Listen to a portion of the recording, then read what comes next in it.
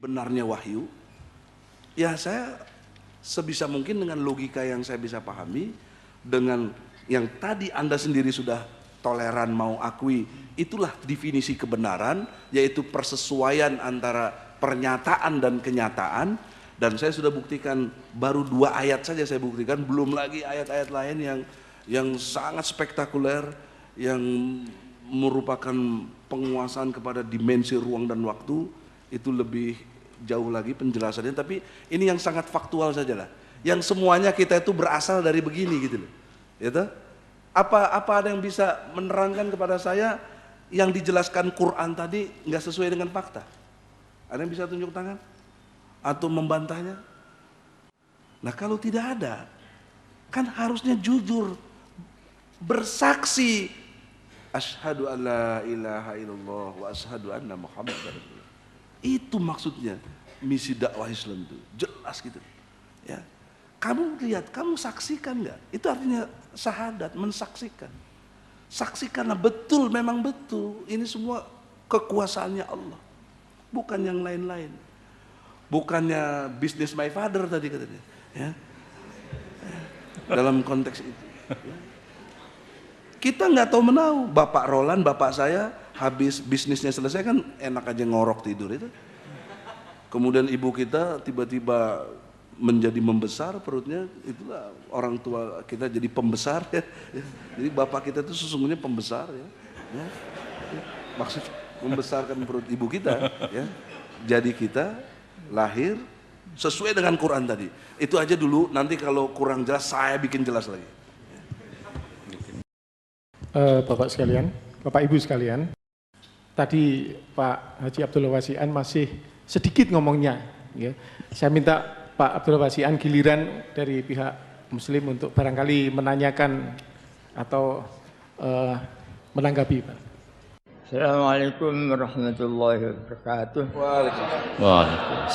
Saya akan menjelaskan tadi itu oleh Ibu bahwa yang disalib itu berteriak Eli lama sabaqthani. Nah ini menurut saya itu jelas bukan ucapan Yesus. Tapi Yesus itu setiap berkomunikasi dengan Tuhan itu mesti ya Bapak. Apalagi ini mau sekarat mau mati, mestinya tambah Pak kan itu. Lah kok Eli lama sabaqthani jelas ucapan Yudas ini. Oleh karena itu cocok dengan Quran bahwa qataluhu wa masalamu. Mereka tidak membunuh Isa dan tidak menyalib Isa, walakin syubbiha lahu. Dikaburkan pandangannya melihat yang disalib itu. Dan dikira Yesus, padahal bukan. Yesus sudah diangkat oleh Tuhan kepada sisinya. Ini penjelasan saya. Yang kedua, di dalam ini saja pasal 9 ayat 5. Di sana diterangkan seorang putra telah lahir bagi kami, Yesus.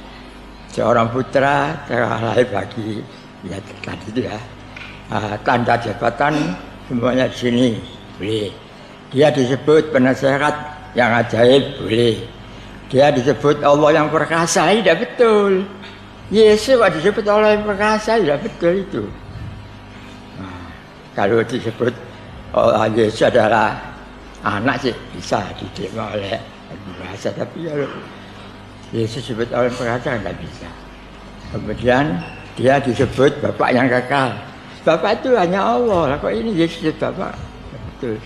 Dia disebut Raja Damai. Ini tambah betul. Yesus bukan membawa damai di dunia itu. Dia sendiri berkata bahwa aku datang ke dunia bukan untuk perdamaian, melainkan api. Alangkah senangnya kalau saya melihat api juga menyala. Nomor 2, Malchus dipotong leher kupingnya oleh Simon Petrus, yaitu murid Yesus. Dan padahal tidak salah, ada apa itu? Kenapa kok Yesus tidak ngelarui gitu, kata orang Jawa itu. Tidak melarang gitu. Tapi sudah putus baru dia, ayo Simon masukkan pedamu ke ronggonya, ini sudah putus, mbaknya tadi.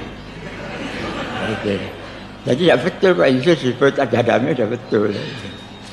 Tadi kembali lagi Pak Yesus disebut penasehat ajaib. Ya betul pada Maria saja itu dia kurang ajar itu. Maaf ya Pak ya. Di dalam Yohanes pasal 24 diterangkan pada waktu Maria sama Yesus datang ke perjamuan kemanten, banyak yang datang itu, tapi anggurnya sudah habis. Si Maria bicara sama Yesus, nah ini orang-orang pada datang, tapi anggurnya sudah habis. Yesus kurang ajar itu, apa ya? Hei perempuan, apa yang kenal engkau dengan aku waktunya loh? Masa ibunya celok perempuan itu? Tapi bebek yang tahun 2000 dia wahyu diperhalus, ya ibu. Gitu. Jadi begitulah sistemnya Alkitab sekira diserang ini kurang ajar. 2000 dikasih halus, ya ibu.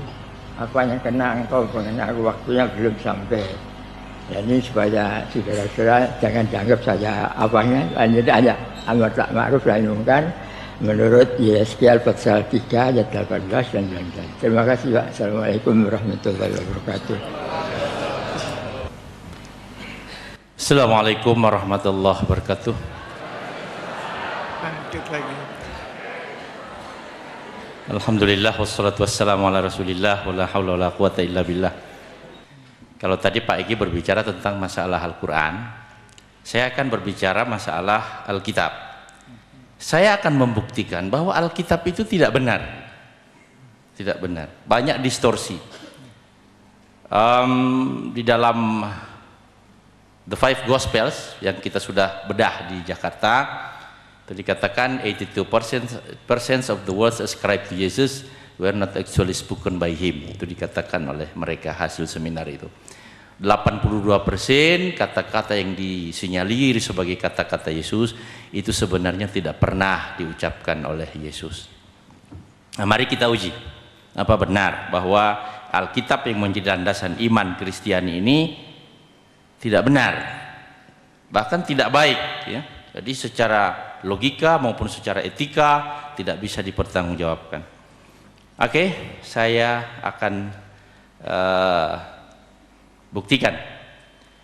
Sebagai tambahan daripada yang dikemukakan Pak Egi tadi, di dalam Al-Quran, tuh di dalam surat Hud, ya, dikatakan surat Az-Zariyat, wa min kulli syai'in khalaqna zaujaini tsnaini la'allakum taqilun.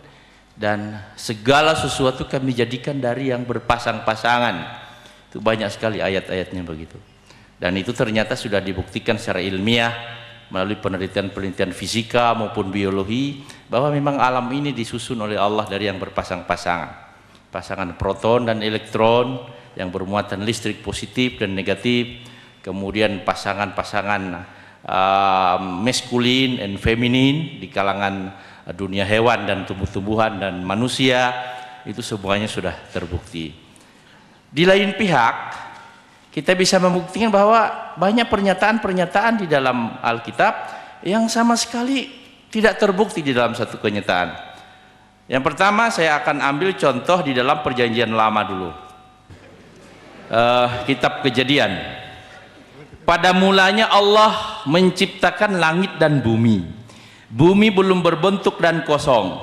Gelap gulita menutupi samudra raya. Dan roh Allah melayang-layang di atas permukaan air. Berfirmanlah Allah, jadilah terang. Lalu terang itu jadi. Allah melihat bahwa terang itu baik. Lalu dipisahkannya lah terang itu dari gelap. Dan Allah menamai terang itu siang. Dan gelap itu malam. Jadilah petang dan jadilah pagi. Itulah hari pertama. Jadi hari pertama sudah ada pagi dan petang. Tapi matahari belum dibikin. Belum ada matahari, Pak.